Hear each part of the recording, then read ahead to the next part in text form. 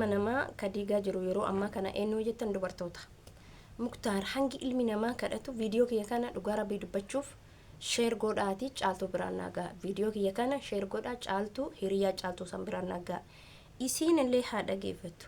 Yeroo ammaa kana madiigu jireenya namaa keessa seenee kadiigu dubartiidha. Isuma saraaha Muktr hangi ilmi namaa kadhatu intala san kadhatee jira. Sirriitti kadhatee jira hiriyaa caltu san. Garuu immoo caltuuf jettee maaliif jecha sanirraa deebi'uu didde? Jireenya keenya keessa argitee miti darbe waan darbe hin deebi'u abadan. Garuu immoo isiin maaliif jecha sanirraa deebi'uu didde? Caltu yaaddeti moo caltutti yaaddeti? Baay'ee na dhibe intalli sun jechuun mucaan suni maaliif waan akkasii dalagdi? Dura dalagame viidiyoo waraabame tare. Viidiyoo waraabame tare hin deebi'u. Dhiirri hanga afuriitti fuudhuu hin dandeetti. Ati hiriyaa isii erga taate erga caltu baaf yaadde jecha sanirraa dirqama deebi'uu qabda jechuudha. Akka ani yaadutti sababni isaallee maaliifi caltuun qaama iji isiitiin argitee jirti. Bultii isii tana ijaaruuf immoo yoo ati jechuudha bultii caltu tana ijaaruuf erga argitee miti isiif yaadde jechoota san caltu irra kuti wani darbee jira. Assalaamu alaykum wa rahmatullahi wa barakatuh. Kam jirtu naga keessanii fayyaa keessanii jechaan illee naga kooti alhamdulillah galata rabbi. Viidiyicha Muktr amma gadhiisin hedduu dhageeffadhee ture.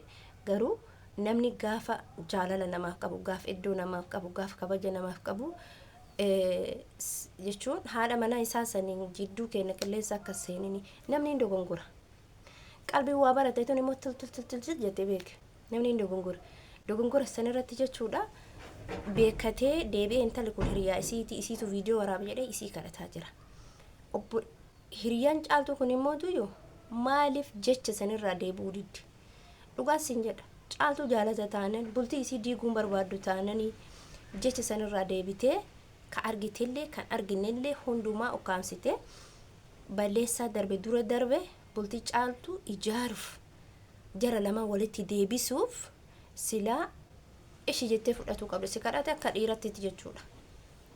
Saydoon bar intala gaaf mana isaa dhayxee aayyuu biratti argamte san xifxif godhee miti boksiidha. Xifxif si gochuu danda'a. Jireenya isaa keessa seentee bultii isaa diigaa jirta. Xifxif si godhuu danda'u Muktr. Maaliif bultii isaa waan diigaa jirtuuf. Aayyuun erga gaafsaniiti dhalaan takka saffaa isiin geettu. Dhalaan gaafa namatti dhuftu dhiirota namarraa fudhatti. Inni naaf tafaa jechaanii jira. Garuu mootuyyuu otoo kiyyaa akka yaada kiyyaatti dhaamsan caltu dhaamu waa'ee namaa keessaa bahe. Mataa keetii taa'e abbaa manaa kee qabadhu bakka deemtu hojii deemi eessa akka deemu maal akka deemus garuu dhiira duuka yeroo hunda dubartiin bayuun hin tolu. Yeroo tokko iddoo bashannanaa hojii deemu yoo taa'a viidiyoo keessa wajji hojjedha. Isaaf iddoo qabaadhu jecha namaatirraa fagaadhu homaa siin godhu jechi namaa dubartiin si diidii malee sin ijaartu abadan hin beeka. Abbaa feetee maan taane jechuudha barumsa isiniif ta'a. Dubartiin sitti kalooftee gaafa nama saniif xiyyeeffattu jireenya kee deeti. Intalli gaafa caltu aayyuu bira dhufte ishimmaan sun jechuudha. Gaafa aayyuu bira dhufte maal jette? Kanatu si ta'a, kanatu akkas ta'a jechaa turte mitiire. Xifxif isii godhe. Bakka qabi jedhe. Akkasitti Muktr amma hiriyaa caltutii jedhe. Muktr fakkeenyaaf waan godheef waan fedhe si godhuu danda'a. Caltu si dhiisi namni biraatu walitti araarsuu hin danda'a. Caltuleen immoo tuyyuu waan hiriyaa ta'etti qabatee bultii kee hin diigin maasii gooti. Hiriyaan tee maasii gooti. Jireenya kee ofadhu. Bultiin tee bultii teeti. Erga dogongora kanarraa teessiftee nama kana gorsattee saffaa intala sanii akka hin geenye. Safara intala sanii akka hin geenye waadaa seensiftee gatteessiftee haadhaaf abbaa isaatitti soogin dhiifama haati isaa umrii taate akkasuma teessiftee ku'uma keetiyyuu dubartiin bar dhiiranii qabatte karaa garaagaraatiin qabachini qabatti. Garuu gaafa ati qaalima hiriyaan teessiin jette inni kun wajjin rafaa, inni kun bakka kanatti arge, inni kun bakka kana jira, inni kun har'a wajjin jaallatti nyaata, inni kun har'a jechuun wantoonni tokkollee makaa ta'uu danda'a. Kallattiidha miti ija keetiin argite.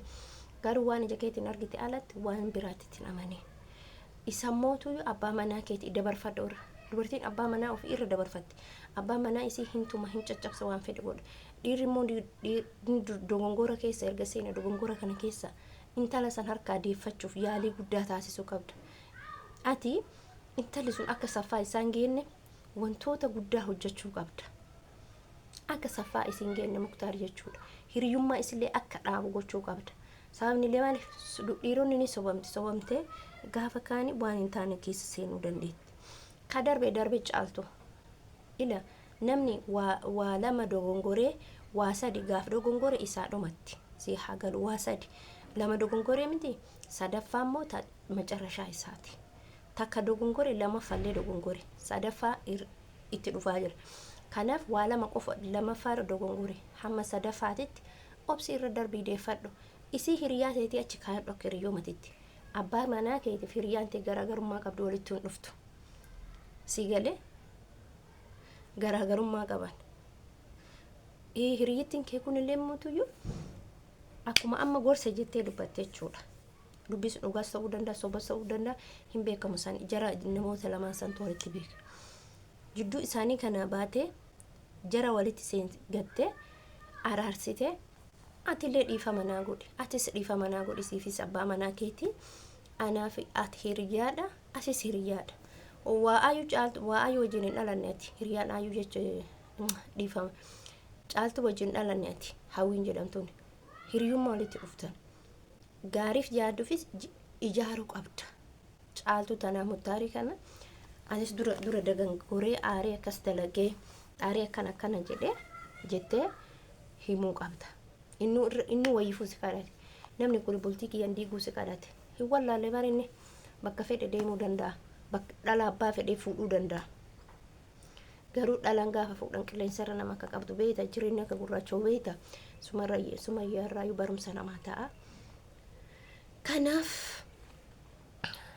caaltu badii Muktaaris hoo ta'e abbaa manaa keetii dabarfadhuuf irra darbiif gaaf irra darbite mootuyyoo jireenya keessan kana jiruu mi'aawaa jiraachuuf jiruu jaalalaa jiraachuuf namoota jidduu keessaa baas hiriyoota ta'e jidduu keetti baasi. Hiriyoota kee gaaf jidduu keetti baafte ati jiruu raahaa jiraatta. Abbaa manaa keetii fi dubartii biraa maaltu hiriyaa kee jidduu fide? Abbaa manaa keetii miti? Hiriyaa tantee maaltu abbaa manaatii walitti fide? Siif isa malee namni biraa maal godha jidduu keessanii? Siifi fakkeenyaaf siifi caaltuu fi Muktaar malee ati maal goota jidduu isaaniiti? Yeroo ammaa addunyaan ka beekamtuun jaartiin gaafa addaan baatu sababa dubartootaati jedhama. Sababa dhalaa biraatiin dhalaan biraa dhuftee jidduu seentii dhiirri hin sobamaa hin lixxe waan akkasiiti. Sababa sin godhatiin jidduu Muktaarii fi caaltuutii bayi akkuma inni jidduu kennaa bayi jedhe. Hiriyummaa teessan addatti caaltu Muktaar addatti wanni wal ga'uun jiru.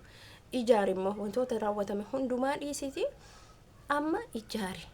Jara kana walitti araarsuu ka danda'u kafala godhuu danda'u ka caaltuu karaatti deebisuu danda'u si mataa keeti. Intala hawwii moo eenyu jedhamtu kana deebi'i. Wanti kun siif hin ta'u jidduu namaa keessaa ba'i. Caaltuun illee jecha nama maaltu si dhageessise mataa kee ashkaraa garii mataa keetiin buli ajaja namaatirraa maal goota. Kanaaf akkasiin jechuu barbaada. Jireenya kan kee oofadhu jiruu namaa hiriyummaa adda jiruun abbaa warraa adda jireenya mataa keetii jiraadhu. Jireenya abbaa warraa kee wajji oofadhu malee hiriyaan waan akkasiin gootu. Gaafa Muktár taree harka dhawurra odoo jirtu qaqqabattee harkatti qabattee harkatti maratuu si wayyee malee gaafa inni intalli sun sirraa fudhatte harka hamma feete yoo jette hin argattu tana beeke. Si jettee jirti intalli sun illee jechuudha. Yoo ati diddee ani dhalee fi itti agarsiisa jechaa jirti. Si galaan jiru malee dhaltee sitti agarsiistuu barbaadamoo hiriyaan teetuun hoo maal barbaaddi? Hin baatu jireenya kee keessa baasi dhalaa kana bultii keessa yoo haqe. Dhugaan sitti himte malee misi sitti fakkeessite si galee sitti himte dhugaanaa himte jette malee hin ta'u. Hamma feete anan fakkeenyaaf hiriyaa tiyya takka yookiin immoo ani hiriyaa qabaadhe abbaa warraa isi dhalaa biraa wajjoo deema abadan maaliifi bultii diigaa taate malee ijaarsan taatu. Sinigala waan akkasiiti waan akkasii hin dalagina abadan hin dalagina hin himina. Inni gaafa arge booda deebuu danda'a. Yoo dhoqqee keessa seenes dhoqqee keessa seenee isaatu rakkata. isin maaltu isa kiraa kafara isa nyaata danda'a isa waa hunda danda'a irratti immoo dubartiidha abbaa manaa qabattu abbaa manaa kee qabadhu baasiif jalaa dhaye shoree shonqoree kuneen nunni caaltuufi